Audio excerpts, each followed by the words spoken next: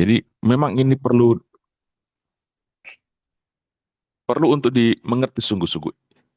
Saya dalam ibadat itu sudah sebagai sungguh-sungguh Katolik atau sekedar membawa cara berpikir mayoritas terhadap ibadah ya. Jadi teman-teman Hindu, Buddha, Islam, Protestan juga punya istilah ibadah. Katolik juga punya istilah ibadah. Bedanya apa di situ? Saya ke gereja itu apakah sama dengan teman-teman saya ke masjid? Apakah sama dengan teman-teman saya ke gereja mereka di Mawar Sharon, di Bethel, di Advent, hari ketujuh dan sebagainya itu? Saya orang Katolik, kalau saya ke gereja harusnya beda dengan mereka semua. Nah, bedanya di mana? Ini kita masuk pada apa yang saya akan sampaikan. Advent itu pengenalan akan Allah. Ya, kenapa kita gemar melukai?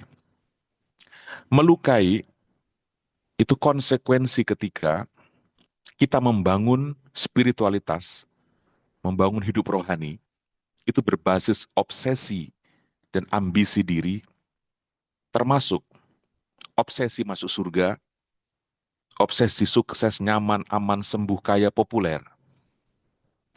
Kalau basis kita membangun hidup ibadat itu, membangun hidup rohani adalah ini, itu sudah pasti akan menyumbang error dalam keseharian itu. Jadi, tapi ini yang mayoritas, ini yang populer. Saya beribadah itu karena saya butuh sesuatu, karena kepentingan saya. Saya membangun hidup beriman itu untuk saya. Itu kan yang terjadi selama ini. Coba kita renungkan teman-teman kita, saudara-saudari kita ke rumah ibadah mereka. Apa dasar berpikirnya? Mungkin takut ya, supaya saya beribadah supaya ketakutan jangan sampai Tuhan menggagalkan proyek saya itu berkurang. Atau ada maksud-maksud lain begitu. Cara berpikir ini bukan cara berpikir Katolik. Ya, kita orang Katolik, motivasi ibadat kita, membangun hidup kerohanian kita itu beda dengan agama-agama dan gereja-gereja lain. Ini berat Bapak Ibu, tapi penting untuk dimengerti. Jangan mau ke gereja demi obsesi masuk surga. Jangan ke gereja demi obsesi takut nanti tidak kaya, takut takut jadi jatuh miskin. Nanti saya tidak nyaman hidup saya kalau saya tidak ke gereja, saya tidak aman kalau saya tidak ke gereja. Saya takut nanti saya bisa tersingkir dan bisa tidak populer kalau saya tidak ke gereja. Begitu. Nah, berkerohanian dengan motivasi yang seperti itu, termasuk motivasi ingin selamat itu sebenarnya adalah glorifikasi diri. Itu yang saya tulis di sini. Ya, berkerohanian untuk glorifikasi diri. Jadi, fokus ibadat itu siapa sebenarnya? Saya beribadah itu fokusnya siapa? Saya atau Tuhan? Nah, ini kita di Katolik, fokus ibadat kita itu Tuhan. Ya, Tuhan itu bukan jembatan, tapi dia tujuan. Tuhan itu bukan sarana saja, tapi sasaran. Ini kalimat yang saya sering ulang-ulang. Yaitu, ya, apakah ini perlu direnungkan bersama? Apakah saya berkerohanian itu sekedar untuk membujuk Tuhan supaya Tuhan mengubah rencananya demi rencana saya? Apakah berkerohanian itu untuk membelokkan kehendak Tuhan demi kehendak saya? Atau jangan sampai kita seperti mata pancing. Kelihatannya lurus tapi ujung-ujungnya balik ke saya begitu. Inikah inikah kerohanian yang dikehendaki Tuhan? Gereja Katolik tidak berpikir seperti itu dalam membangun kerohanian. Ibadat kita bukan seperti itu. Ya. Konsekuensi, saudara-saudari, dari ibadah atau berkerohanian yang keliru itu apa? Konsekuensi. Diri sendiri itu menjadi acuan untuk sukses. Ini ya. Jadi acuan sukses itu saya, bukan yang lain, bukan Tuhan. Bahkan Tuhan pun disabotase namanya untuk membenarkan kekerasan, membenarkan pembunuhan, membenarkan ketidakkonsistenan, dan lain-lain. Ini. Berkerohanian yang keliru itu membuat kita sampai pada tahap mempergunakan nama Tuhan untuk mendukung diri kita dalam kekerasan, kejahatan, atau apapun. Maka pada bagian pertama dari renungan kita di masa Advent pada pertemuan virtual ini, lihatlah ibadah Katolik kita. Fokus kita bukan tentang manusia di situ, tetapi tentang Allah. Ibadah kita adalah peristiwa Allah yang ingin agar kita mengalami Dia.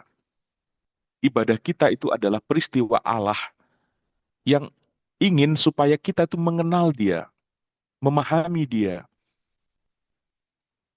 Karena hanya dengan mengenal Allah, maka terjadi harmoni.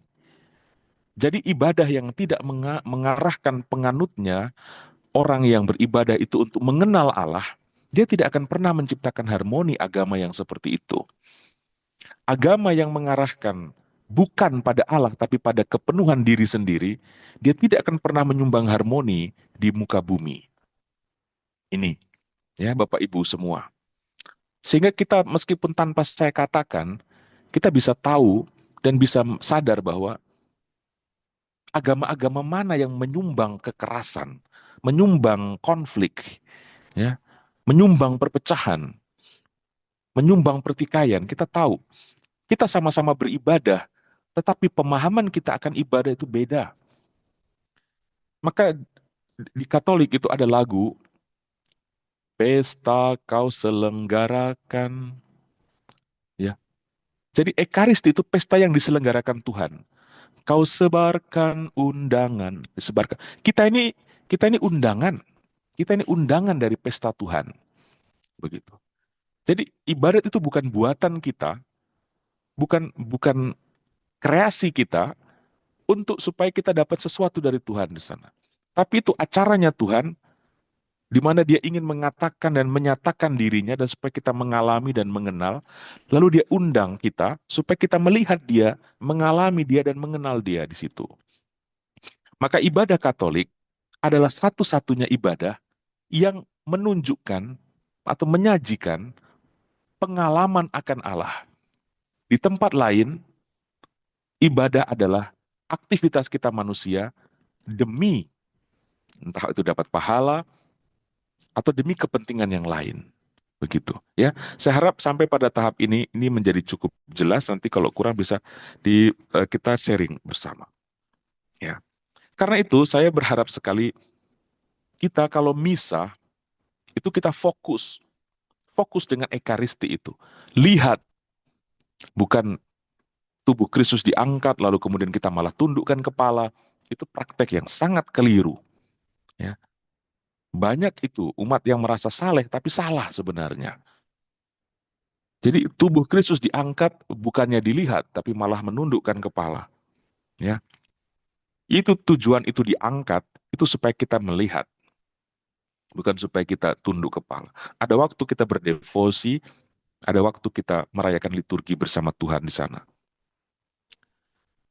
Terlalu banyak doa pribadi, akibatnya lupa saya sekarang sedang diundang Allah untuk mengalami Dia. Tapi karena terlalu banyak doa pribadi di sana, bahkan sambut komuni pun doanya itu berisi apa? Permohonan-permohonan tentang dirinya. Menjadi masuk akal, misa tidak menjadi sebuah pengalaman akan Allah. Konsekuensinya apa? Anda karena tidak mengenal di sana, Anda makan tubuh Kristus yang terpecah. Anda bilang amin dan telan, tapi Anda muntah dengan orang-orang yang terpecah hidupnya di luar. Itu. Anda makan tubuh Kristus yang terluka. Itu dipecah, itu tanda terluka, tanda sakit. Anda telan dengan penuh haru.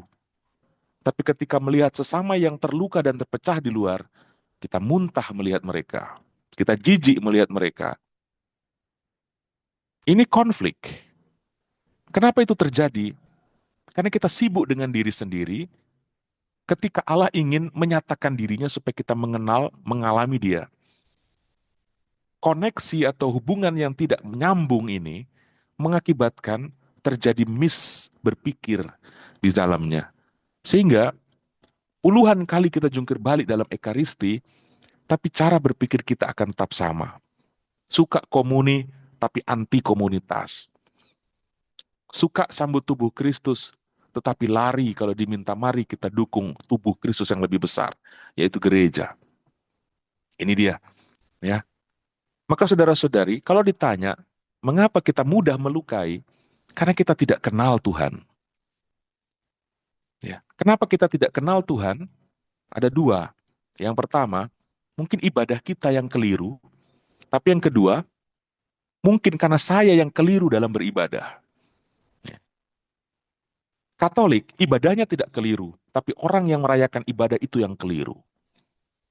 Karena ibadah Katolik itu didesain oleh gereja sebagai momen di mana Allah menyatakan dirinya. Kalau kita ikuti dengan sungguh dari pembuka sampai penutup ekaristi, itu semua berbicara tentang Allah. Menunjukkan Kristus di sana, semua tentang Dia, ya. Minim sekali bahkan sangat kecil tentang diri kita begitu. Ini berbeda sekali dengan ibadat-ibadat di gereja atau di agama lain yang lebih banyak berbicara tentang saya mau apa di hadapan Allah. Kalau di Katolik, kita melihat Allah mau apa di hadapan saya. Ini beda sekali saudara-saudari, karena itu eh, saya sangat berharap ini bisa dicermati dan cukup bisa dijadikan sebagai kesempatan untuk berpikir demi memperbaiki cara kita melihat misa itu, melihat itu. Ya. Karena kalau pengenalan akan Allah buram atau kabur, kita tidak bisa berkontribusi terhadap menciptakan harmoni. Ini. Bagaimana mau kenal? Dia cuma sibuk dengan diri sendiri. Begitu. Ya, oke. Pada bagian pertama itu, jadi eh, kalau ditanyakan tadi, kenapa terjadi atau kenapa kita mudah sekali dan mengapa harus melukai, itu karena kita berkerohanian yang keliru. Ya ini. Oke lah, terserah agama-agama di luar sana, cara mereka beragama atau membangun hidup kerohanian seperti apa. Tapi dalam cara berpikir Katolik, ya, hidup kerohanian dibangun di dalam gereja Katolik untuk mengalami Allah, untuk mengenalnya, untuk melihatnya, supaya kita memiliki pengenalan dan keakraban dengan Allah itu. Ya, bukan sebaliknya. Ya, kalau di agama lain mungkin bisa sebaliknya, tetapi di kita seperti maka kita mari perbaiki cara kita dalam mengikuti ibadat-ibadat itu. Jangan terlambat. Orang yang terlambat dalam mengikuti ibadat adalah tanda dia tidak paham bahwa dia sedang diundang Tuhan di situ untuk mengalami dan melihat Dia. Pakai pakaian seadanya, ya. Dia tidak tahu bahwa dia ini diundang Tuhan. Pakai sendal jepit ke gereja. Alasan apa? Tuhan lebih melihat hati. Itu omong kosong. Ya. Tuhan lebih melihat hati. Ya. Itu bahasa pembenaran kebodohan. Begitu. Ya. Oke, nanti kita lanjutkan dalam sharing kalau ada yang mau bersharing. Yang kedua, tentang tema yang sama, saya mau berbagi tentang iman adalah tentang konsistensi. Ya, saudara-saudari, eh, ada patung, patung Yesus, patung Maria menggendong Yesus waktu masih bayi. Dan ada juga patung Maria memangku Yesus yang sudah mati. Saya tidak tahu apa yang terbersih dalam pikiran kita kalau lihat dua patung itu. Ya, Maria dengan cinta yang sama, dengan cinta yang besar, memeluk putranya waktu masih bayi dengan penuh harapan. Dia juga peluk dengan cinta yang sama ketika dia sepertinya tidak lagi bisa diharapkan. Ya. Cinta Maria konsisten. Hanya orang yang bisa mencintai secara konsisten yang bisa disebut beriman. Jadi kalau kita beriman, tetapi kita tidak bisa konsisten dalam mencintai, kita belum beriman. Kita punya Maria sebagai tolok ukur di situ. Ya, iman itu tentang konsistensi mencintai. Iman bukan tentang kesaktian. Ya, eh, doa satu kali lalu berubah cuaca hujan di sana. Doa satu kali langsung tiba-tiba kita mengalami mujizat kesembuhan. Oh, dia sangat beriman. Ya. Kalau kita berpikir iman adalah tentang kesaktian demi menolak sesuatu yang getir dan tragis dalam hidup, maka Yesus adalah manusia yang paling tidak beriman. Karena dia berdoa siang, berdoa semalam-malaman, dan hampir setiap malam dia berdoa. Tetapi akhir hidup Yesus itu tragis sekali. Bahkan dia sudah tidak seperti anak manusia lagi, dikatakan begitu. Jadi kalau tolok ukur kita tentang iman adalah menyangkut sukses, menyangkut kenyamanan, keamanan, dan sebagainya, model-model itu, maka kita perlu mengkoreksi cara berpikir itu. Ya, ini ada satu cerita dalam Injil ketika Yesus, eh, para murid bertanya, minta kepada Yesus, tambahkanlah iman kami. Lalu Yesus bilang apa kepada para murid? Memang benar kalau kamu punya iman sebesar biji sesawi saja. Kamu bisa bilang kepada gunung itu atau kepada pohon ara ini untuk tercabut dan tertanam di dalam laut. Atau kepada gunung itu untuk pindah ke sana. Wow, luar biasa. Tapi pertanyaannya, untuk apa? Untuk apa kita punya iman itu? Hanya untuk mau ajang show, ya. Untuk mengatakan iman saya lebih hebat daripada imanmu. Agama saya lebih betul hebat, powerful daripada iman pada agamamu. Maka Yesus tidak menjawab iya atau tidak di sana. Tapi dia ajarkan tentang kerendahan hati, konsistensi mencintai, keyakinan bahwa kita dikasihi, itulah iman. Jadi, tolok ukur iman sekali lagi bukan pada kita menjadi lebih sakti atau tidak. Ya ini. Iman bukan ditentukan ketika saya sedang butuh cuaca yang panas, tapi tiba-tiba hujan. Maka saya minta Tuhan, tolong hentikan hujan. Lalu hujan berhenti. Oh, itu berarti saya beriman. Bukan. Itu bukan seperti itu yang kita mengerti iman. Iman adalah kemampuan kita tetap terbuka pada situasi yang tidak sesuai dengan ekspektasi kita. Cinta kita terhadap Tuhan tetap sama, entah keadaan menguntungkan kita atau keadaan terasa seperti tidak berpihak pada kita. Cinta kita tidak berkurang sedikit pun pada Dia. Itulah iman. Begitu. Ya. Saya harap sampai sini kita mulai mengerti. Ya, kita bersyukur punya Maria yang memberikan kepada kita teladan dan contoh yang sangat jelas, bahkan sampai diukir dalam patung, bahwa dia mencintai Yesus dalam bentuk bayi yang masih penuh harapan, imut-imut, tapi dia juga mencintai Yesus yang dilukiskan wajahnya sudah seperti binatang. Karena apa? Dia tidak seperti anak manusia lagi, begitu.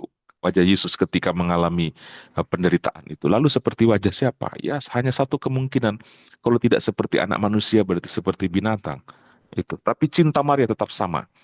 Ini bukan hanya sekedar lukisan tentang hubungan anak dan ibu, tapi lebih menyangkut iman, ya, seorang perempuan dan Tuhannya.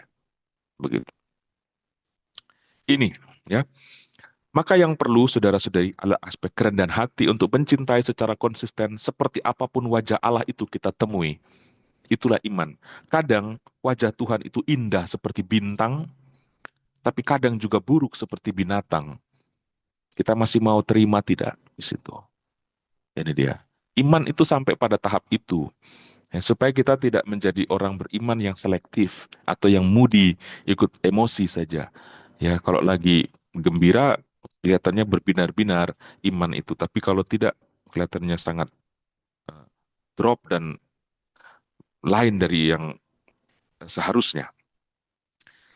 Jangan sampai kita kecewa atau gregetan seperti Yohanes Pembaptis yang diceritakan dalam hari Minggu kemarin ya. Dia berharap tentang revolusi.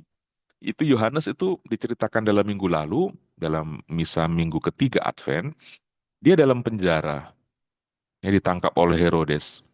Lalu dia kirim utusan kepada Yesus untuk tanya, benarkah Yesus itu yang kita tunggu atau kita harus tunggu yang lain? Kenapa ini penting cerita ini? Karena Yohanes sepertinya dia menunggu revolusi supaya ada momen dia dibebaskan dari penjara itu. Ya, dia gelisah. Ya, dia berharap adanya revolusi yang dibuat oleh Kristus, oleh Yesus, supaya dia juga bisa lolos dari penjara. Tampaknya seperti itu.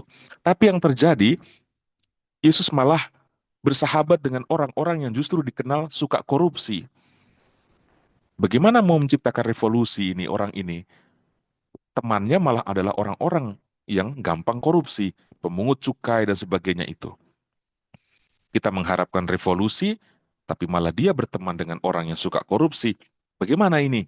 Nah, itu. Makanya Yesus bilang, berbahagialah orang yang tidak eh, kecewa dan menolak aku.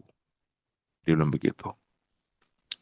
Baik, kita lompat ke bagian terakhir. Nanti kita diskusi. Ada satu hal yang perlu dipertanyakan atau kita tanyakan pada diri kita. Apa yang membuat Yesus bagi kita begitu menarik? Ya, apa yang bagi kita begitu menarik? Dia hebat sekali, bisa jalan di atas air, bisa kasih makan 5.000 orang dengan 5 roti dan 2 ekor ikan. Dia bisa apa meredakan angin di danau dan sebagainya. Apa yang paling menarik dari hidup Yesus? Yaitu kematiannya. Ya, ini. Pengorbanan dan kematian itu yang membuat Yesus begitu menarik sampai hari ini. Ya. Saudaraku semua, kenapa ini penting untuk direnungkan? Ada satu momen di mana Nikodemus datang kepada Yesus malam-malam. Nikodemus mungkin adalah orang Farisi yang sudah umur, sudah tua, mungkin pasti di atas dari Yesus.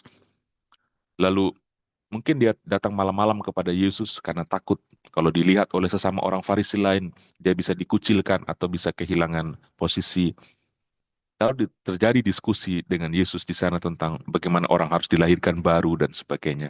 Ada satu pernyataan Yesus dalam dialog itu, bahwa kalau anak manusia ditinggikan dari bumi, dia akan menarik semua orang datang kepadanya. Kalau ditinggikan dari bumi, dia akan menarik. Kapan momen itu? Penyalipan. Inilah yang membuat dunia sampai hari ini memandang dan tertarik untuk membicarakan, berdebat, merenungkan atau apapun. Nah, renungannya di sini. Tanpa pengorbanan, hidup kita hambar, saudaraku semua. Tanpa pengorbanan, kita tidak bisa menarik. Malah membuat orang menyingkir. Ya, coba dipikir-pikir, apa yang membuat hidup saya hambar? Mungkin aspek pengorbanan saya kurang. Ya, kenapa hidup saya kurang menarik? Mungkin saya tidak mau rugi. Kenapa saya gampang gamang, galau, pada rajin sembahyang, tapi kok begitu-begitu saja rasanya apa? Mungkin jawabannya, engkau kurang memberi, engkau kurang berbagi, dan engkau kurang berkorban.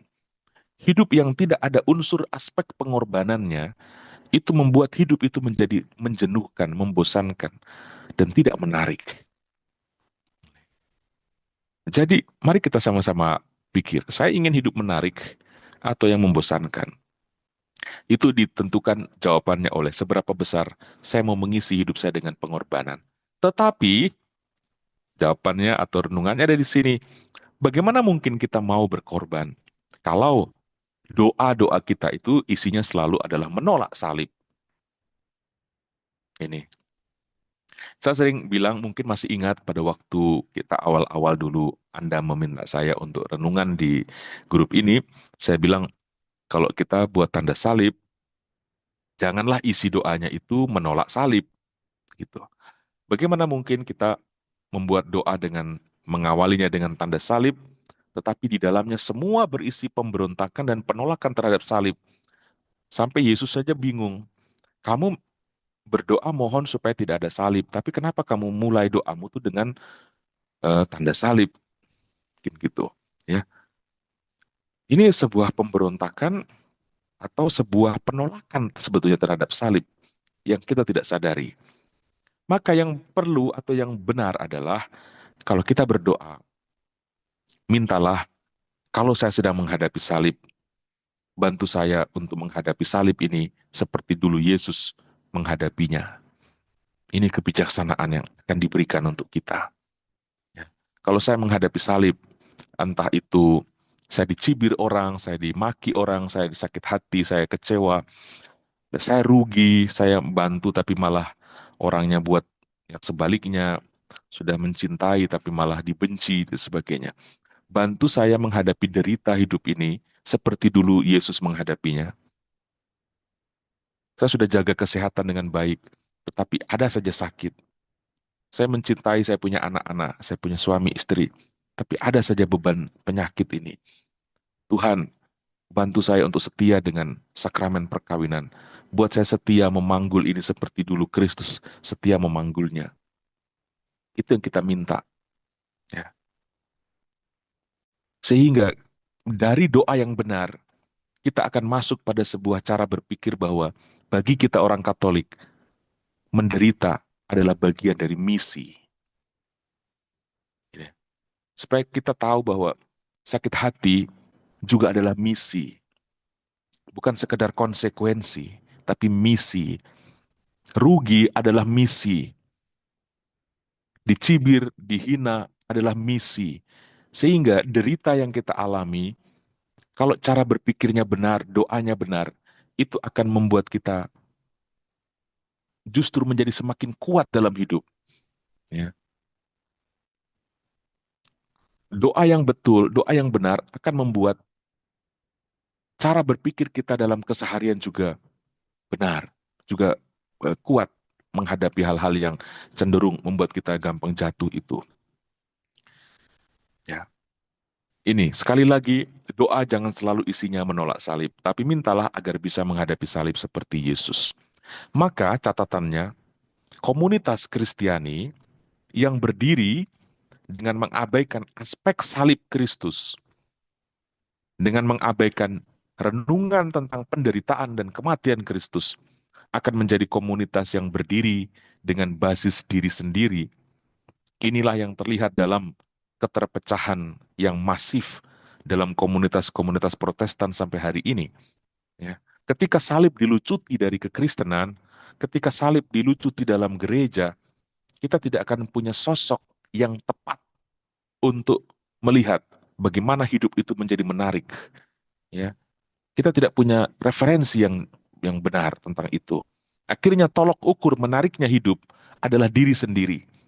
Ini, ya, inilah yang menyebabkan kemudian terjadi perpecahan. Ketika tolok ukur menariknya hidup adalah diri sendiri dan bukan Kristus, kita tidak akan mau cocok dengan orang lain, cocok dengan sesama, dan kriterianya adalah saya dan saya. Dan itulah yang menyebabkan kita gampang konflik, bertengkar, dan pecah. Tapi kalau kita punya Kristus sebagai rujukan, bahkan sampai rujukan terhadap titik terendah nadir hidup manusia itu, di situ kita bisa belajar.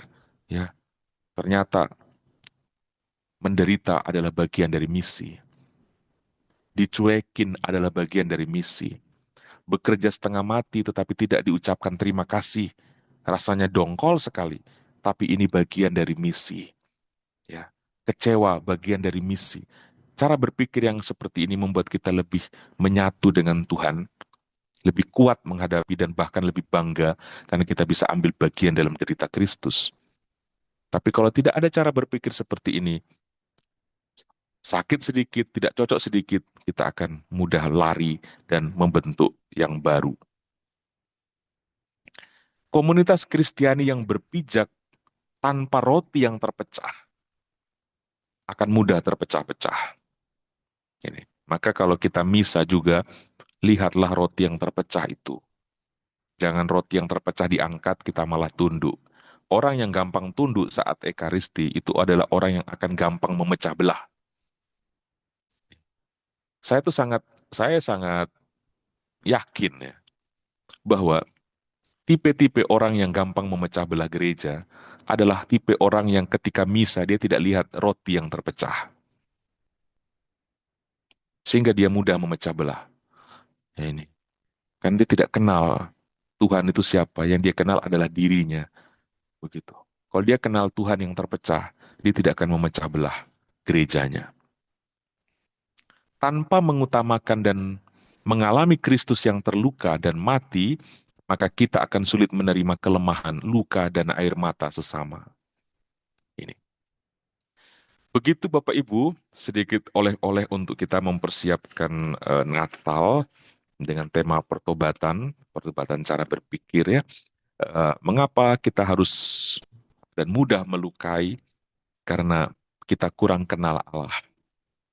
Dan karena apa? Obsesi kita terhadap iman bukan tentang konsistensi mencintai, tetapi beriman untuk glorifikasi diri. Itu. Dan kenapa kita gampang melukai? Karena kita condong menolak salib, ya. Sehingga hidup kita menjadi tidak menarik. Orang yang tidak menarik akan selalu cari-cari perhatian, bahkan dengan cara-cara yang tidak benar. Itu. Begitu, mari kita sharing beberapa hal untuk menanggapi pemaparan atau renungan malam ini. Tuhan memberkati kita semua. Baik, terima kasih Romo Abah yang telah menyampaikan renungannya yang sangat menarik. Mengapa harus kita saling melukai? Baik, sebelum kita ke tanya jawab, Romo, kita akan berfoto bersama dulu ya. Nah, Bapak Ibu yang mempunyai pertanyaan, boleh silakan ditulis di kolom chat atau langsung aja nanti buka mic-nya, langsung bertanya kepada Romo. Ini tema yang sangat menarik, jangan disia-siakan, mari kita sharing bersama. Yuk kita foto bersama dulu. Silakan Bu Silva, Bapak Ibu, tolong dibuka kameranya supaya kita bisa mendapat dokumentasi yang lengkap. Bu Silva, silakan. Baik, terima kasih Pak Gunawan. Malam Romo. Bapak Ibu, mohon dibuka kameranya dan berikan senyumannya untuk menguatkan bersama Yesus. Kita akan kuat menghadapi salib ya Romo. Satu, dua,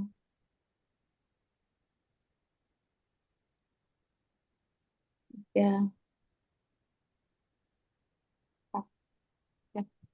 Terima kasih Pak Gunawan, saya kembalikan. Ya, terima kasih Bu Silva. Baik, sekarang kita akan masuk ke sesi tanya jawab. Ini saya lihat ada raise hand dari Ibu Helena.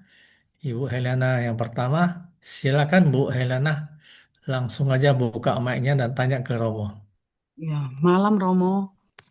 Eh, Mungkin saya mau bertanya Romo tentang tadi yang pertama-pertama Romo membahas tentang agama yang mungkin eh, kayak nggak mau menjaga perdamaian gitu ya. Terus tapi ada Romo yang mungkin agama yang damai terus tapi eh, mereka menyembah berhala gitu Romo. Saya nggak nyebut ya agama apa, cuman eh, kebetulan kemarin ada sepupu yang kita lagi ngobrol, terus dia bilang kayak Tuhan itu nggak ada gitu loh bagi mereka gitu. Dan mereka kan nyembahnya dewa-dewi dan patung eh ya dewi-dewi gitulah. Jadi dia bilang Tuhan nggak ada. Terus ya saya sharing pengalaman saya, iman saya gitu. Cuman eh, mereka masih menganggap intinya terjadi sedikit perdebatan juga Romo. Tapi mereka tetap intinya tuh menganggap bahwa Tuhan itu nggak ada. Karena kalau memang Tuhan ada itu kenapa penderitaan tuh ada gitu. Karena saya sudah baca Ayub, saya juga menjelaskan tentang kayak penderitaan tuh ada tuh biar untuk merendahkan hati manusia dan lain-lain gitu. Cuman tetap aja mereka nggak bisa nerima Romo. Nah, eh, dan saya ada ngikut Cap dan Sep juga Romo. Dan apakah hal seperti itu tuh saya karena saya Katolik dan mereka agama yang berbeda, bolehkah gitu loh Romo saat ada momen seperti itu kita sharing gitu Romo, bukan cari ribut maksudnya Romo. Gitu aja sih Romo pertanyaannya.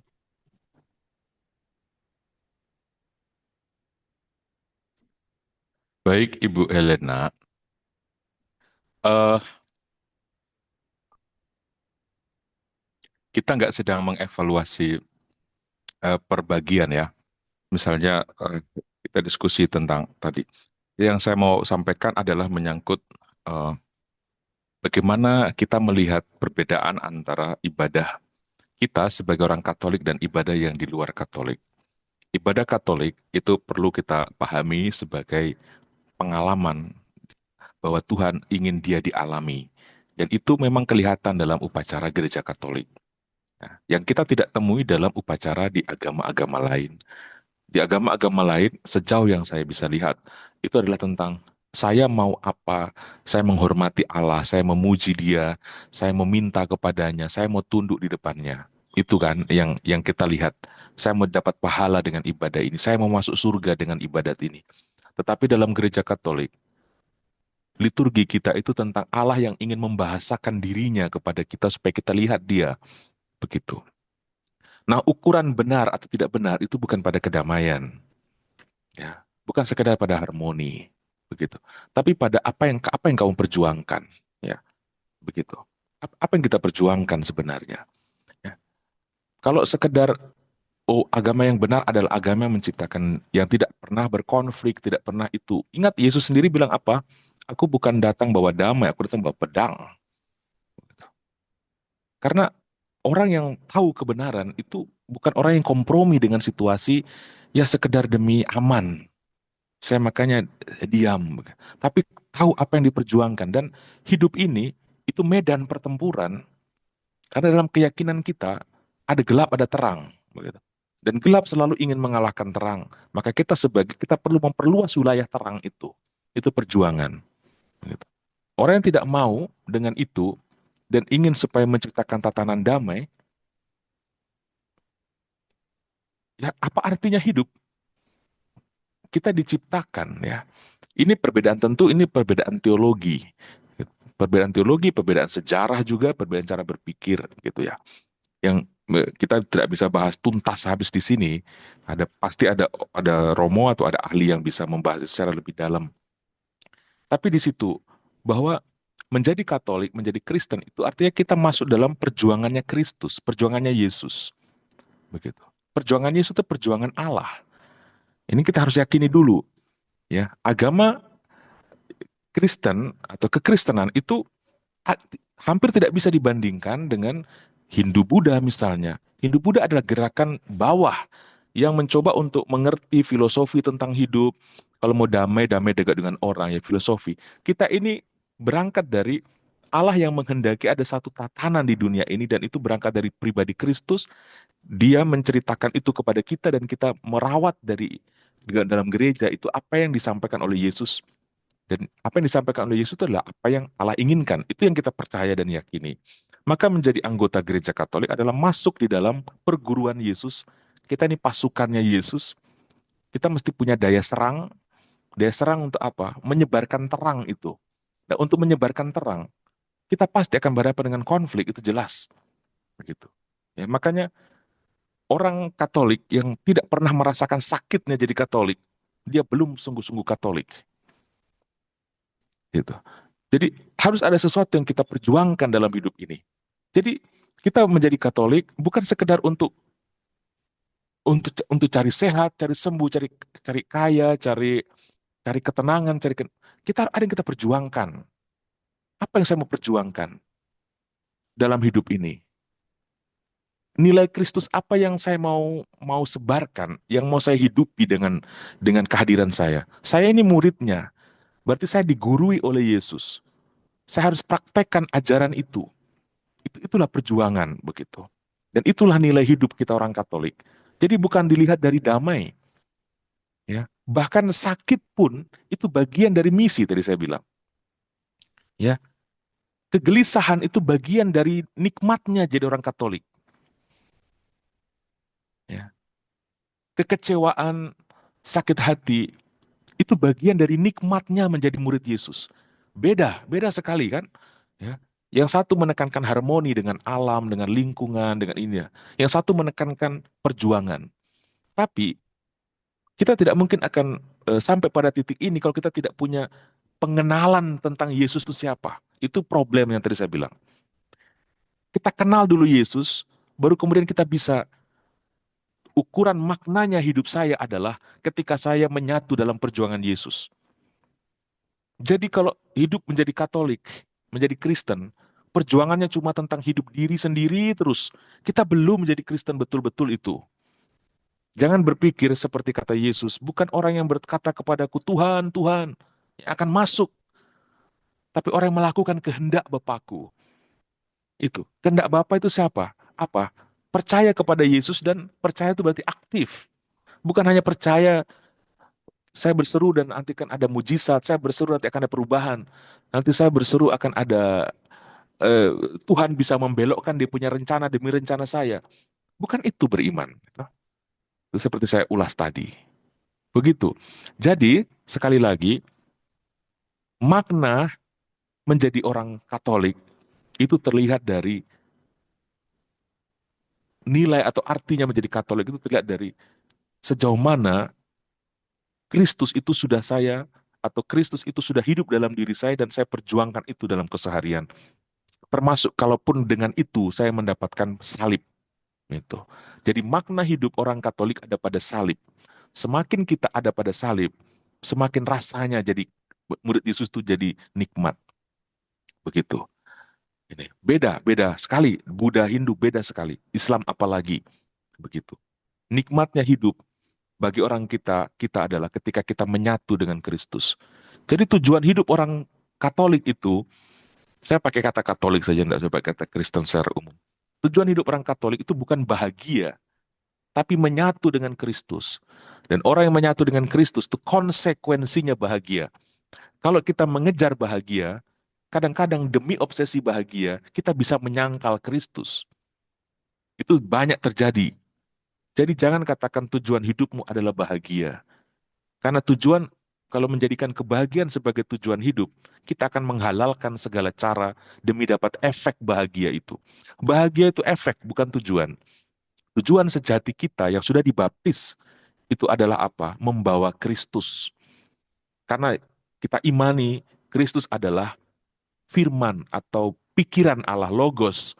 Dia adalah bibir Allah itu. Dia menyatakan kehendak dari Bapa Allah itu lewat dia begitu. Jadi kita gereja ini sebagai tubuhnya ini melanjutkan logos Allah itu. Itu perjuangan kita. Ya, begitu yang saya bisa tanggapi.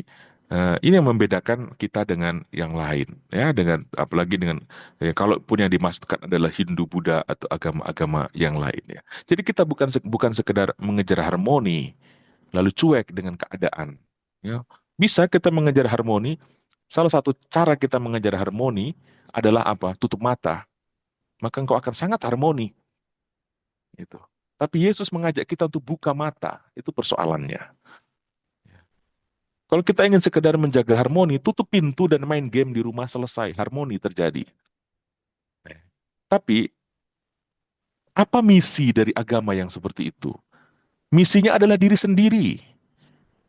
Tapi kita kekristenan, misi kita adalah membawa kerajaan Allah itu ke dunia. Dan itu tantangannya setan. Tantangannya itu membawa kita pada ketidaknyamanan. Karena kita sedang bertarung dengan dunia, bukan sekedar untuk menaklukkan, bukan sekedar untuk cari diri sendiri begitu. Yang penting saya tenang, nyaman, selesai. Tapi ukuran nilai hidup kita manusia Katolik adalah tentang apakah misi Kristus sudah saya jalankan atau belum.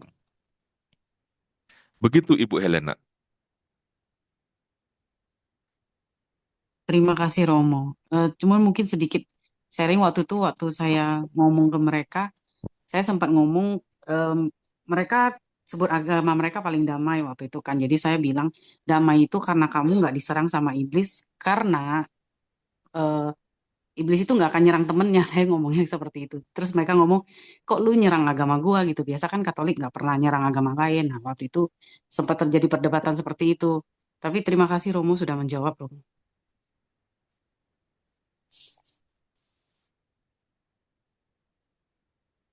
Baik, Ibu Helena. Ini ada satu lagi pertanyaan dari Ibu Christine Malang yang raise hand. Ibu Christine, silakan langsung buka mic-nya. Malam, Romo. Gini mungkin pertanyaan saya agak nyimpang ya. Soalnya ini saya itu kepikiran banget beberapa beberapa minggu ini ya. Begini, saya emang punya teman komunitas, cuma beda komunitas. Jadi saya ini KTM, teman saya ini Hope. Nah, saya mengenal dengan baik. Kemudian putri saya itu ikut komunitasnya dia Hope. Nah, udah lama banget sih, lumayan lah. Mulai dia ya setahun lebih lah. Terus tiba-tiba teman saya ini aktivis banget di Hope. Dia itu emang pendamping untuk remaja ya. Kebetulan putri saya ini kelas 2 SMP ya. Jadi mau masuk antara anak-anak ke remaja ya. Terus teman saya ini, pendamping ini tiba-tiba saya kenal banget ya. Dia itu aktivis banget, tapi tiba-tiba dia itu saya nggak ngerti ya, ada masalah apa antara sama-sama pelayan, tiba-tiba dia ini eh, entah gimana ceritanya nggak tahu ya, versinya mereka banyak banget. Dia ini keluar, dia ini eh, yang satu pelayanan dia sama pelayan satu temennya itu bilang tidak bisa sejalan dengan dia. Akhirnya dia dia di dalam pelayanan dia itu dikurang-kurangi dalam tugas pelayanannya. Sampai terakhir kemarin itu, terus dia itu eh, apa namanya di-share entah siapa di komunitasnya itu bukan yang ini komunitas teman-teman yang lain di komunitas dia itu di-share itu hal-hal yang sangat buruk lah, ya buruk banget sampai eh, ada yang share ke mana ke handphone saya. Dan kebetulan waktu ada acara kemarin teman sekomunitas saya KTM tiba-tiba juga tanya tentang teman yang Hope ini, pembina Hope ini. Pokoknya omongannya itu jelek banget ya. Dia dikeluarin ya gini gini gini. Dia bilang gitu kan. Eh, Sampai saya kaget loh. Kok sampai bisa bisa nyebar sampai ke komunitas tetangga. Saya bilang itu komunitas lain. Sedangkan dia itu kan komunitas Hope, kok gosipnya sampai ke komunitas KTM. Saya bilang gitu. Nah, yang jadi masalah, ya sempat dia tuh sharing sama saya, dia sempat mau keluar dari komunitas. Saya bilang janganlah. Kan kalau di pelayanan kan nggak selalu kita tuh harus aktivis banget. Jadi maksudnya menguatkan tenaga. Kita kan pelayanan nggak selalu harus menguatkan tenaga. Kita bisa pelayanan itu lewat doa, walaupun nggak terlihat banget. Kita bisa lewat bantu doa. Saya bilang gitu. Mungkin karena dia sangat down-nya banget. Terus yang jadi masalah buat saya ini, putri saya ini kebetulan tiba-tiba dia itu sangat aktif di salah satu komunitas juga. Jadi dia ikut, tiba-tiba kemarin tuh dia ikut komunitasnya KKI, dia aktif. Jadi yang saya takutkan tuh, yang saya ngerikan itu, nanti putri saya kok komunitas Katolik kok ngeri banget ya kayak gini ya. Ada salah satu pelayan aktivis kok bisa dijelekin sampai nggak karu-karuan gitu ya. Nanti tiba-tiba kok pengalaman ini nyerang ke putri saya gimana gitu. eh Putri saya bisa nggak ngadepin, saya bilang gitu. Kok bener-bener Katolik kok ngeri banget ya, aku bilang gitu. Dalam pikiran saya gitu. Mohon bantuannya, kamu mungkin bisa kasih saya masukan ya. Soalnya saya bener-bener ngeri banget lihat kasusnya dia itu.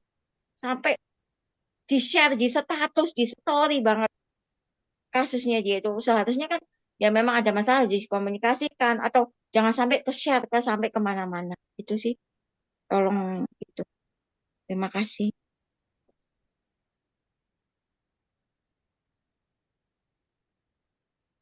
Baik, Ibu Christine. Panjang banget, Bu, sharingnya. Eh,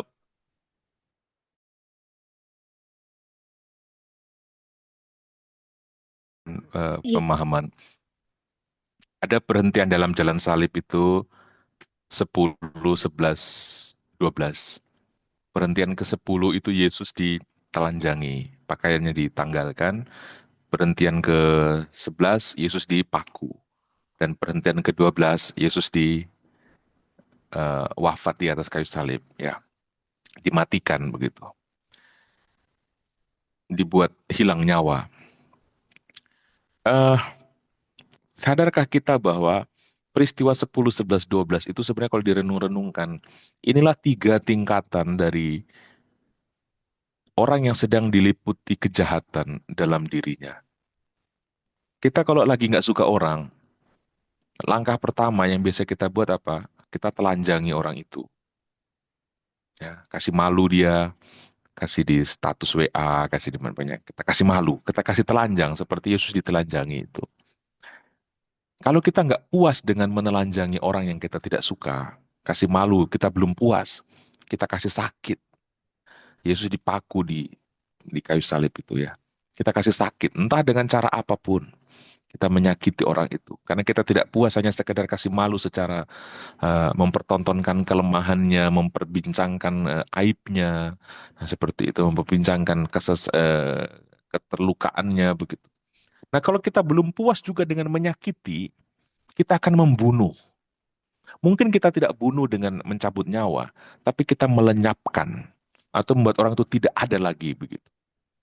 Ya, itu tiga hal yang skalanya besar atau kecil, mungkin masing-masing dari kita pernah buat. Kita kalau nggak suka orang, yang paling pertama kita buat apa? Kita cari teman untuk kasih malu. Makanya status WA itu seringkali atau Facebook, itu jangan dijadikan sebagai alat untuk mencari, mendukung atau membentuk komunitas untuk mendukung perasaan negatifmu terhadap seseorang. Begitu ya. Itu dia. Jadi mari mengamati ini. Saya kalau tidak suka orang, apa yang saya buat? Saya biasa kasih malu. Yang kedua, saya sakiti dia, entah dengan apa, langsung atau tidak langsung. Dan yang ketiga, saya berusaha dia tidak ada di depan saya. Bagaimana cara supaya dia bisa pergi dari sini? Bagaimana cara supaya bisa tidak ada dari sini dia? Bagaimana supaya dia tidak ada, dienyahkan dari komunitas ini, dari wilayah ini, dari kelompok ini. Begitu. Ya, itu satu. Sharingnya kan panjang, jadi jawaban saya panjang juga ini. Yang kedua, ada kata-kata batu yang dibuang oleh tukang-tukang bangunan akan menjadi batu penjuru. Ini karya ajaib. Apa yang betul di sini? Ini bukan hanya cerita tentang Yesus ya. Ini prinsip umum. Cara kerja Tuhan itu unik. Kita nggak bisa kontrol Tuhan itu. Kita mungkin menganggap orang 1-2 orang dalam komunitas atau dalam wilayah atau dalam lingkungan kita nggak kepake. Kita nggak suka dia ada di sini. Dia lebih baik tidak ada di sini. Kita buang. Tapi Bapak Ibu, batu yang Anda buang itu, Tuhan bisa pakai untuk sesuatu yang lain. Yang mungkin lebih berguna daripada saat ada dengan kita itu. Jangan protes dengan itu. Ini ya. Ini bisa menjadi, ini cara berpikir itu. Seperti ini. Ada cerita yang orang pikul ember. Satunya ember, ada orang suka pikul air, dia punya ember. Dan posisinya biasanya sama. Yang sebelah itu ember satu, sebelah itu ember satu. Tapi yang sebelah kiri, embernya itu bocor. Yang sebelah itu kanan tuh embernya itu bagus. Pada posisi yang sama setiap hari. Lalu ember yang bagus ini, ceritanya dia pongah gitu ya. Dia bilang, kamu tidak berguna ember bocor. Kamu hanya menyulitkan Tuhan kita saja. Capek-capek dia sudah kerja. Kamu hanya buang-buang itu di jalan gitu. Ember yang ini. Tapi Tuhan yang memikul ember ini santai, dia tidak bergeming dengan obrolan 2 orang ini. Ya, saya sangka juga Tuhan tidak bergeming dengan Anda punya cerita tentang temanmu dengan ini. Dia diam saja. Karena dia tahu apa yang dia mau buat. Ya. Jadi ember bocor itu selalu disindir, selalu dibully oleh ember yang merasa diri tidak bocor dan merasa diri berjasa untuk dia punya Tuhan. Tapi satu ketika sang ember yang tidak bocor tadi terheran. Kenapa areal yang ember bocor ini malah ditembuhi banyak bunga, gitu kan? Sedangkan yang ini gersang. Ternyata diam-diam sang tuan itu memanfaatkan kebocoran dari ember itu untuk dia tabur tuh bunga-bunga di sepanjang jalan itu, dan air siraman dari kebocoran itu yang dianggap tidak berguna, tapi malah menyenangkan hati tuannya, Sang pemikul karena dia bisa menyaksikan kembang yang justru ada di daerah yang dilalui oleh ember bocor ketimbang oleh ember yang tidak bocor. Jadi, apa yang saya mau bilang, mari kita bijak menatap hidup orang. Itu ya. Di tangan Tuhan itu semua bisa punya fungsi. Jadi jangan mengklaim diri kita lebih bagus, jangan mengklaim diri kita lebih bijak, lebih apa. Ya. Kalaupun kita membuang seseorang, kita harus siap bahwa orang yang kita buang juga Tuhan bisa manfaatkan untuk hasil lebih daripada kita nanti. Karya Tuhan itu unik, kita nggak bisa tebak. Maka daripada kita bergumul dengan itu, mengapa kita tidak usap seperti Veronica? Kita usap wajah yang kita anggap kotor. Daripada kita ludahi, mari kita usap. Tentang bagaimana anak ibu tentang itu tadi, itu urusan ibu, bukan urusan saya. Ya, ibu yang mesti didik. Dia menjadi Katolik itu seperti apa? Jangan tanya saya. Ya, nanti kalau tanya saya, kan bapaknya bukan saya. Gitu kan. Jadi, eh, apa namanya, alih-alih kita meludahi, kalau kita memang mencintai gereja, kita akan selalu bertemu dengan orang berdosa di sana. Ya, seperti kata-kata dari ada satu YouTuber itu bagus. Dia bilang, jangan cari orang kudus di gereja, karena di gereja itu adalah kumpulan orang yang berusaha jadi kudus. Apa itu orang-orang yang berusaha jadi orang berdosa? Dan jenis dosa itu macam-macam. Ada yang bau, ada yang menjijikkan. Kita harus siap ketemu itu. Itulah tubuh Kristus. Ya, kalau kita siap menyambut tubuh Kristus yang terpecah, yang terluka, kita saleh sekali menyambut itu, bilang amin sambil buat wajah yang begitu saleh gitu. Tapi ketemu dengan orang yang hidupnya terluka dan terpecah, kita muntah. Masuk akal nggak itu? Mikir nggak kita sampai ke situ, Bapak Ibu? Jadi hati-hati dengan tubuh Kristus yang kita santap itu. Kalau aku mencintai tubuh Kristus yang tadi itu pastor itu angkat dan terbuka, luka, terpecah itu menandakan apa? Kalau engkau terima tubuh Yesus yang terluka, terpecah itu, kita juga harus siap terima tubuh Kristus lain yang juga terpecah dan terluka. Jangan kita menelan dengan begitu terharu tubuh Kristus itu, tapi tubuh lain kita muntah melihatnya. Bagi saya itu cara beriman tidak sinkron. Ya, ini. Saya tidak tahu, saya ingin ngomong itu ke orang-orang yang sedang terlibat dalam konflik-konflik seperti itu. Ya, ini. Begitu. Tapi satu hal lain lagi, untuk orang yang sedang mengalami titik-titik terendah yang seperti itu. Bahwa, apa namanya, mari kita memandang sakit hati sebagai misi. Memandang eh, kekecewaan juga sebagai misi supaya kita nggak gampang terpuruk, tapi bisa mendulang makna di balik pengalaman pahit. Ya. Begitu Ibu Christine sedikit tanggapan. Terima kasih. Baik, Ya, terima kasih Romo. Semoga Ibu Christine bisa puas ya dengan jawaban Romo. Ini Ibu Selfie, sebelum Ibu membuka mic-nya, kita jawab dulu Ibu Hana Hasusi yang menulis di kolom chat. Romo, saat tubuh Kristus diangkat, kita melihat hosti. Apa yang harus diucapkan pada saat pengangkatan hosti ini? Mohon penjelasan, Romo. Terima kasih. nggak usah ucap apa-apa. Itu kesempatan kita menatap Yesus. Yesus bilang apa? Kalau kita sudah ketemu dia, kita nggak akan bertanya apa-apa lagi. Nggak ada kata-kata yang bisa mengungkapkan betapa bersyukurnya aku ada bersamamu. Ya, begitu. Ketika tubuh itu diangkat, siapakah aku bisa melihatmu?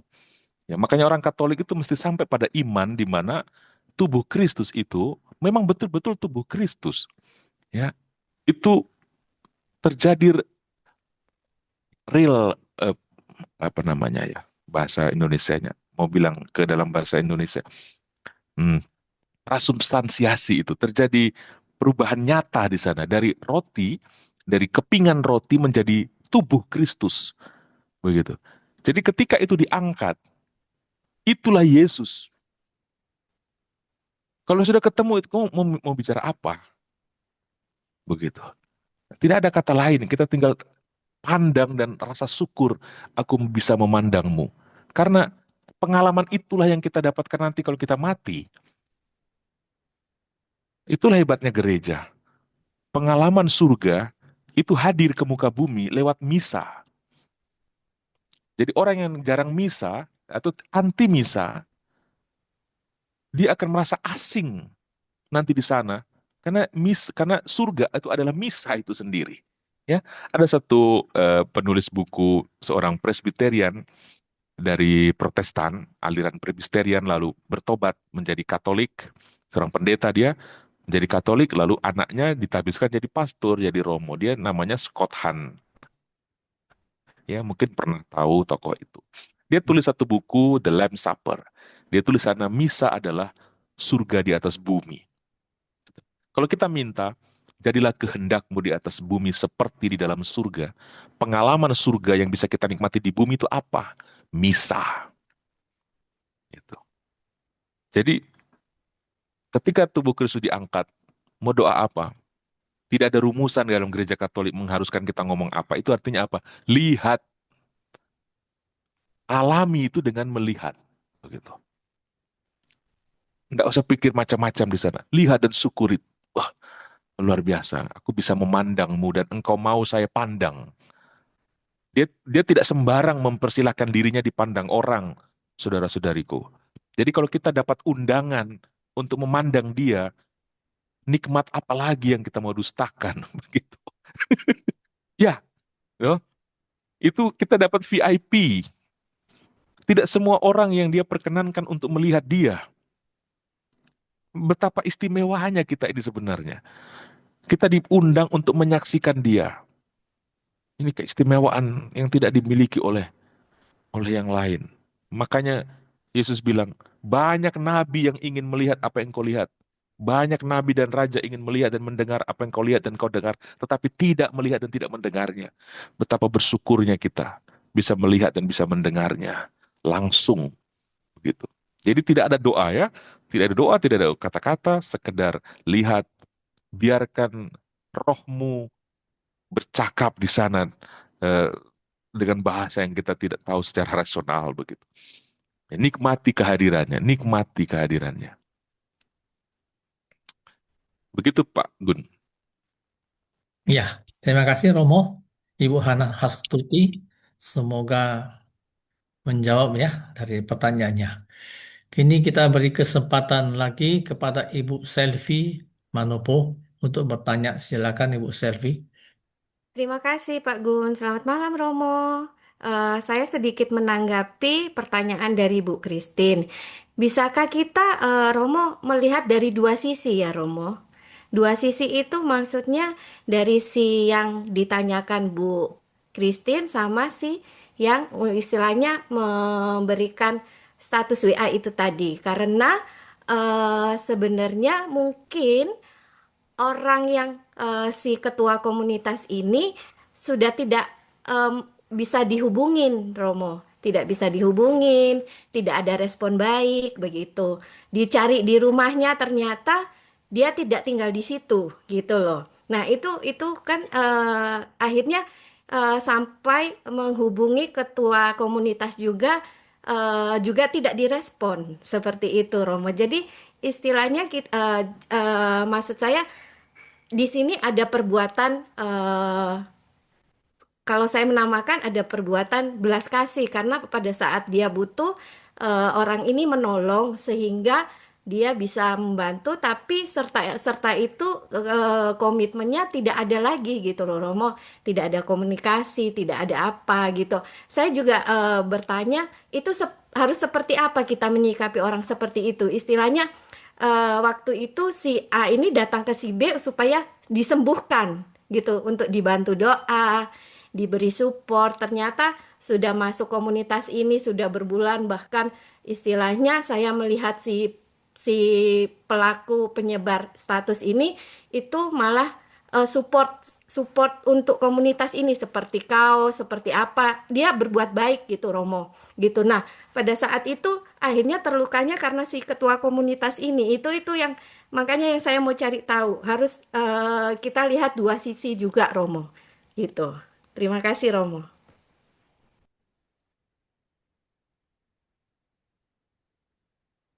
Baik, Ibu. Eh, ini ya saya harap nanti diatur supaya apa namanya pertanyaan itu nggak membahas orang ya.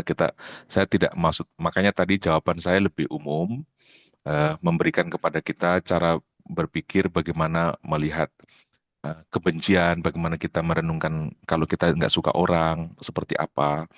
Itu perlu kita renungkan bersama, bukan untuk nanggapin orang yang menyebar itu. Saya tidak masuk ke sana.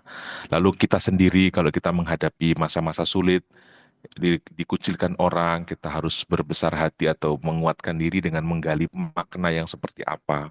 Itu yang saya maksudkan tadi dengan jawaban saya itu. Karena saya tidak tahu peristiwanya, saya tidak tahu orangnya juga, saya tidak tahu menau dengan konflik atau apa yang sedang terjadi di sana begitu ya. Itu jadi kalau kita ketemu dengan orang-orang yang memang sulit, ya, ya bahasanya Yesus itu bilang tegur, dua mata, empat mata. Kalau tidak kuat atau tidak mampu, bawa lagi rekan yang lain. Kalau nggak mampu lagi, bawa jemaat. Kalau tetap tidak mampu lagi, sudah anggap dia sebagai orang yang tidak mau diatur ya sudah. Terserah dia mau jalan seperti apa. Begitu. Itu prinsip kalau kita menghadapi yang cara Yesus sampaikan di Injil. Begitu. Kita akan selalu menjumpai jenis-jenis orang yang tidak sesuai selera, tidak sesuai harapan. Kita sudah kasih ruang, tapi malah menutup. Kita sudah kasih kesempatan, tapi malah menjengkelkan, malah seperti itu, mengecewakan. Ya, makanya tadi saya bilang kita tidak bisa menyebut diri beriman sejati kalau kita tidak pernah merasa sampai apa sakit yang saya alami sebagai seorang Katolik itu. Kalau kita nggak pernah meresapi salib, maka kita akan susah juga untuk menyikapi eh, orang yang susah, sulit itu. Itu loh, Ibu, ya, Ibu Selvi. Ya, ini bukan untuk membela siapapun, tetapi kenapa kita gampang melukai atau kenapa kita gampang terhasut untuk melukai, karena renungan kita tentang Yesus yang tersalib itu minim. Karena iman kita itu intinya cuma cari sehat, cari kaya, cari makmur. Itu tok. Itu problemnya. Di banyak kesempatan, di banyak momen, di banyak kelompok. Kita nggak pernah bermenung bagaimana sakitnya ya begitu loh. Sakitnya Kristus itu nilai. Paulus itu bahkan sampai boleh menderita itu adalah keuntungan bagiku. Dia bilang begitu Paulus. Tapi kita itu pakai nama Yesus untuk siapa? Untuk nunjang kita punya bisnis kok. Makanya saya tuh paling jengkel dengan orang-orang yang selalu mau rekomendasikan doa-doa yang membawa sukses bisnis. Bukan di sini tempatnya kita bicara itu. Kalau beriman tujuannya seperti itu, kita akan selalu antipati dengan orang yang tidak sejalan dengan kita. Ya. Kita akan gampang meludah ketika lihat orang yang seperti binatang. Ingat, Yesus juga pernah seperti binatang. Dan orang meludah. Tapi Veronica dia mengusap. Maria dia memeluk. Kita mau jadi siapa di situ? Pernah nggak kita merenungkan itu? Jadi jangan dulu mengaku beriman. Kalau engkau masih suka muntah dengan luka orang. Tapi begitu saleh dengan makan hosti yang terpecah itu. Itu kita berbohong. Itu kemunafikan sebenarnya. Ya. Tapi saya ngomong seperti ini ya mungkin dianggap tidak terlalu bagus kan. Tapi bagus juga untuk didengar supaya agak sedikit gatal kita punya telinga. Supaya kita tahu bahwa beriman itu bukan soal gampangan. Maka kita terseret dalam arus mayoritas bahwa beriman itu berarti sekedar meminta supaya lancar. Meminta lancar rezeki, meminta lancar sehat. Itu tok yang jadi problem kita. Akhirnya kita nggak ada yang kita perjuangkan. Apa itu salah satu yang kita perjuangkan? Bagaimana cara kita atau karakter kita menghadapi orang yang sedang terluka itu. Mampu enggak kita melihat orang yang terluka, orang yang susah itu, sebagaimana kita memandang Yesus yang wajahnya sudah seperti binatang? Sampai situ enggak? Ya, ini. Saya kembalikan ke Ibu di sana. Ya, saya rasa cukup ya jawaban dari Romo. Ibu Mariani, tunggu sebentar. Kita menjawab dulu pertanyaan dari Pak Parti. Tadi ada kesan Romo tidak membolehkan kita ke misa untuk doa mengutamakan kepentingan sendiri. Saya setuju. Tapi apakah kita boleh menggunakan sebagian waktu misa berdoa untuk diri sendiri, misal minta kedamaian bagi yang sudah dipanggil, kan pada misa juga dibahasakan intensi umat dan doa untuk kepentingan diri kita masing-masing. Silakan Romo. Oke ya, prinsipnya itu sebenarnya misa itu sekali lagi porsi Tuhan di sana yang lebih utama. Ya. Kita hadir sebagai undangan, bukan sebagai pembuat kegiatan. Coba nyanyi satu kali lagi lagu itu. Pesta kau selenggarakan, kau sebarkan undangan. Apa perasaan dari tuan pesta kalau orang yang diundang malah buat kegiatannya sendiri di situ dan cuek dengan dia sebagai yang mengundang? Coba itu dulu yang dipikir gitu kan. Bapak Ibu, sangkamu doa permohonan itu sudah segala-galanya tentang kita? Enggak. Kok kita waktu datang misa, pernah enggak kita minta, Tuhan, sepertinya di saya punya jari kaki atau jari betis ini ada penyumbatan penyumbatan pembuluh darah. Kita tahu nggak? Nggak tahu kan? Tuhan tahu nggak itu? Tahu. Nggak begitu.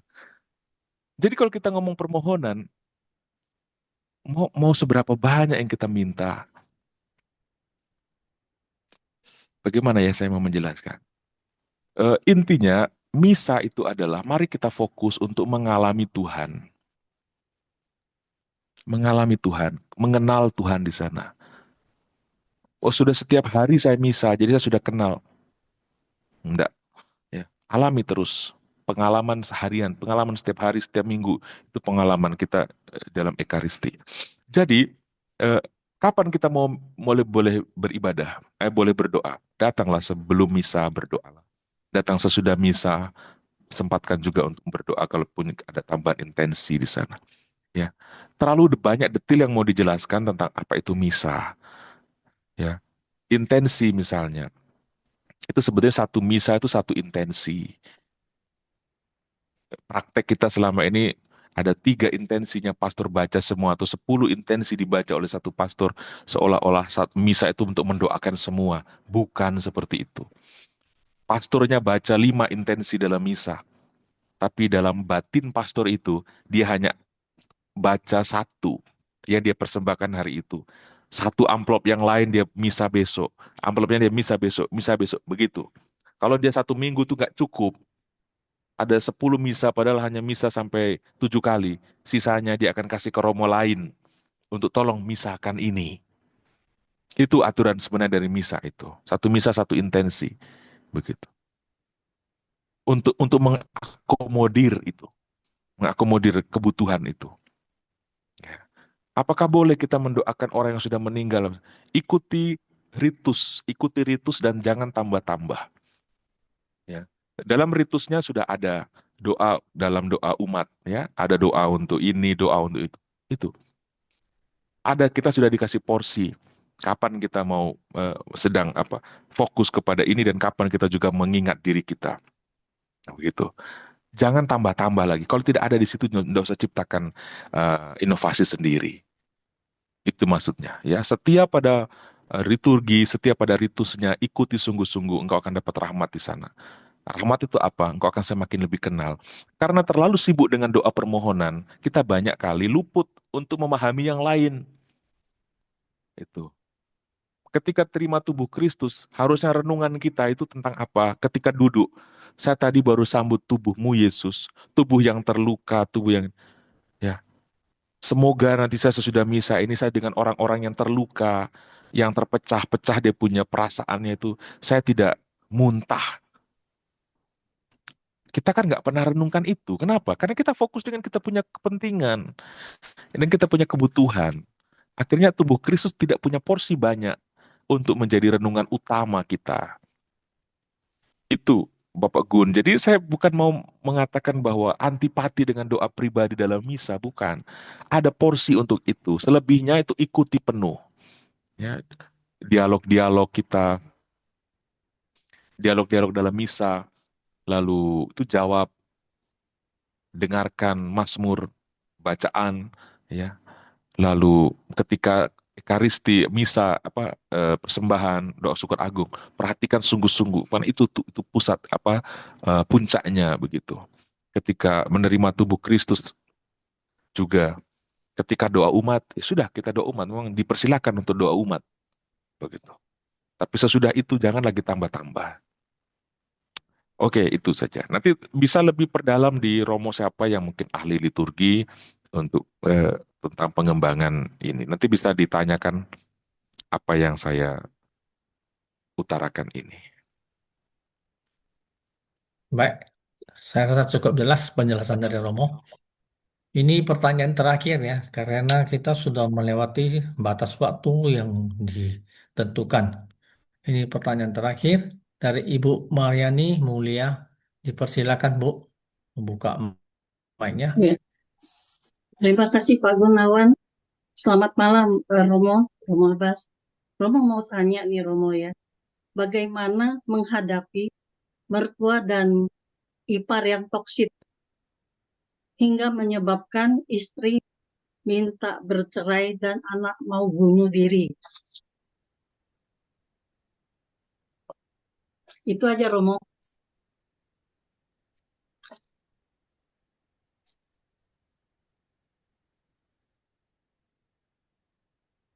Gimana ya? Saya nggak punya mertua.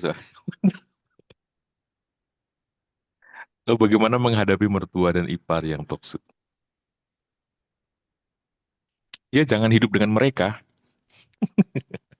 Jadi, kalau menikah itu memang harus punya rumah sendiri. Jangan tinggal dengan mertua.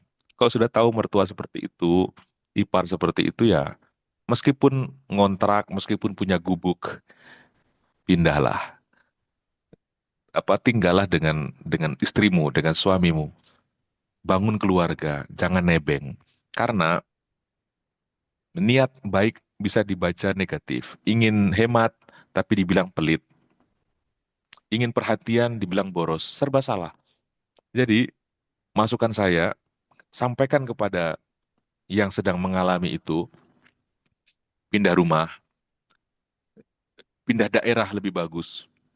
Oh, kami punya pekerjaan, saya punya tanggungan ini. Nah, kau pentingkan mana? Keselamatan perkawinanmu atau yang mana? Begitu. Jadi, prioritasmu apa? Mau prioritas menyelamatkan hubunganmu, karena memang saya tahu dia ini adalah pemberian Tuhan bagiku, dan sakramen perkawinanku adalah sakramen, artinya tanda Allah. Jadi perpisahan saya ini bentuk terlukanya Allah, begitu. Jadi sakramen ini, perkawinanku dengan dia ini adalah tanda tanda Tuhan, begitu. Tanda Tuhan. Jadi saya tidak boleh menodai tanda ini. Jadi mana? Ya, kalau punya masalah dengan mertua dan ipar kan bisa pindah. Ini persoalannya di mana? Apakah tinggal satu rumah atau sudah pindah rumah juga masih sering diusili dan sebagainya apa? Kalau gitu pindah negara. Sudah pindah rumah nggak bisa, pindah daerah. Pindah daerah masih begitu, pindah negara. Saya yakin itu selesai. Romo, Begitu. mereka tuh tidak tinggal satu rumah tapi Romo ya. Tapi itu hubungan kan pasti ada kan per telepon gitu ya Romo ya. Nah, justru pakai telepon itulah yang membuat menjadi masalah. Jadi salah nggak Romo? Katanya kan dia begini, katanya yang perempuan tuh bilang begini. Orang zaman dulu itu kalau orang tua itu harus dihormati. Orang kuno itu orang tua tuh harus dihormati dan juga tidak boleh dibantah. Saya kasih masukan begini, nggak tahu bener apa enggak ya, ya Romo ya.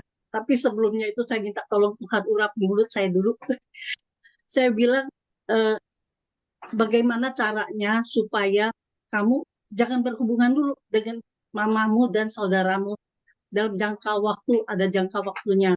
Coba lihat bagaimana suamimu, apakah masih terpikir ke sana. Bagaimana Romo?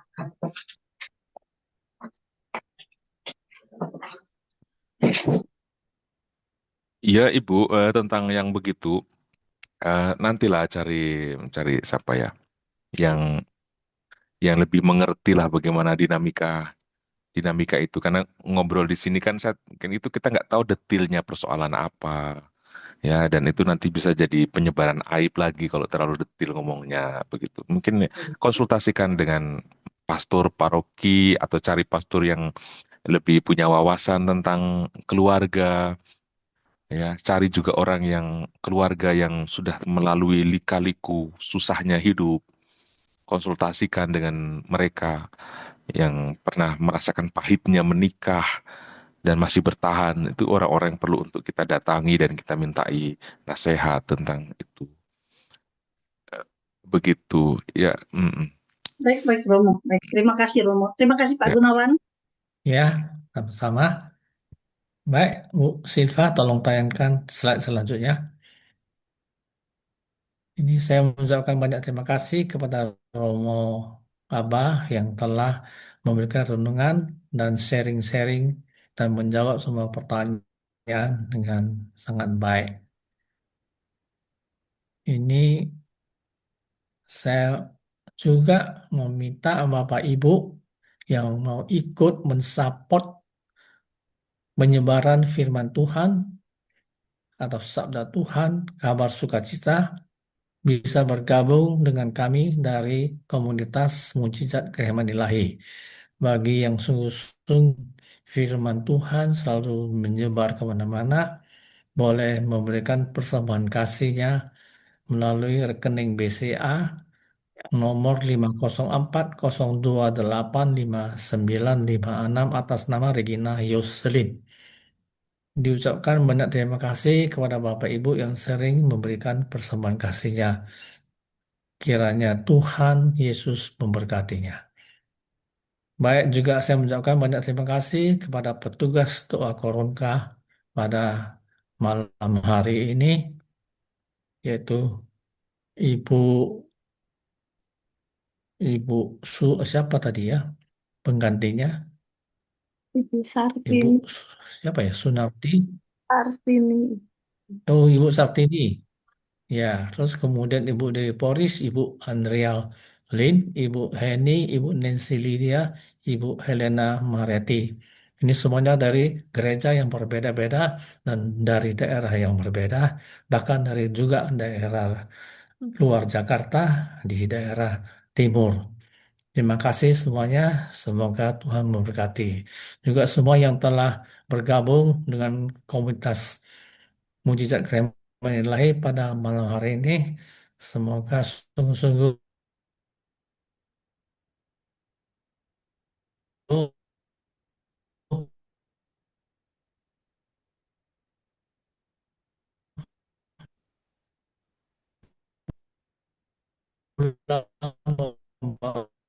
berkat dengan doa penutup dan doa berkat dari Romo Yohanes Susanto MSc.